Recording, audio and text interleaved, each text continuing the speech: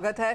Clearly खाने के तेलों में जिस तरह की एक तरफा तेजी हमने पिछले 12 महीने में बनते हुए देखी, सरकार के कदम पिछले 2-1 महीने में ही आने शुरू हुए, लेकिन जब भी आए हैं हमने मुनाफा वसूली यहां पर प्राइसेस में डेफिनेटली आते हुए देखी है। इसके अलावा फसल थोड़ी सी बेहतर मानी जा रही है। आगे इसी महीने में हार्वेस्टिंग भी आ जाएगी तो थोड़ी थोड़ी फसल बाजार में आनी शुरू हो जाएगी, तो उसका भी असर शायद प्राइसेस में देखने को मिलेगा। ओवरऑल कंज्यूमर्स के लिए ये काफी पॉजिटिव बात है और दिवाली से पहले यहां पर सरकार ने काफी स्ट्रांग कदम उठाए हैं भावों को कंट्रोल में करने के लिए। लेकिन इंटरनेशनल मार्केट्स के क्या हाल हैं, आगे जाके भाव कैसे रह सकते हैं, सबसे पहले प्राइसेस पे चर्चा करेंगे, फिर सरकार की नीतियों के और उसके बाद फेस्टिवल डिमांड के। तो 3 भागों में यहां पर इस प्रोग्राम को बांटेंगे, लेकिन हमारे साथ जुड़े हैं जो मेहमान, उनसे पहले बात कर लेते हैं। अतुल जी नमस्कार, बहुत शुक्रिया। आपसे शुरुआत करेंगे। भावों में जिस तरह की वॉलेटिलिटी हमने आते हुए देखी है, शायद first time in a very long time, आप कैसे फर्स्ट ऑफ ऑल इसे देखते हैं और सरकारी स्टेप्स का क्या, कैसे आप उसको मेजर करेंगे?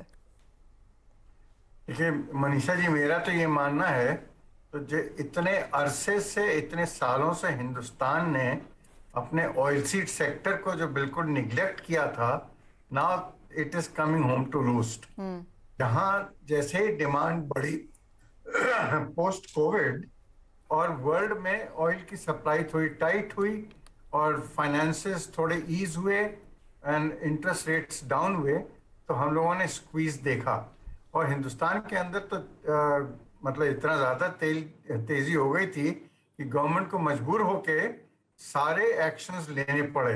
अब गवर्नमेंट ने हमारे हिसाब से तो जितने उनके उसमें एरोज थे सारे भी चला दिए हैं। अब ड्यूटी भी बिल्कुल प्रैक्टिकली जीरो कर दी है। इसका इम्पैक्ट आने वाले दिनों में डेफिनेटली अपने यहाँ मार्केट्स में दिखाई तो देगा, क्योंकि अपने यहाँ की क्रशिंग भी अभी स्टार्ट हो रही है, सोयाबीन की, ग्राउंडनट की भी क्रॉप अच्छी है। और ऑन टॉप ऑफ दिस सितंबर और अक्टूबर मंथ में हिंदुस्तान में इंपोर्ट बेइंतहा हुआ।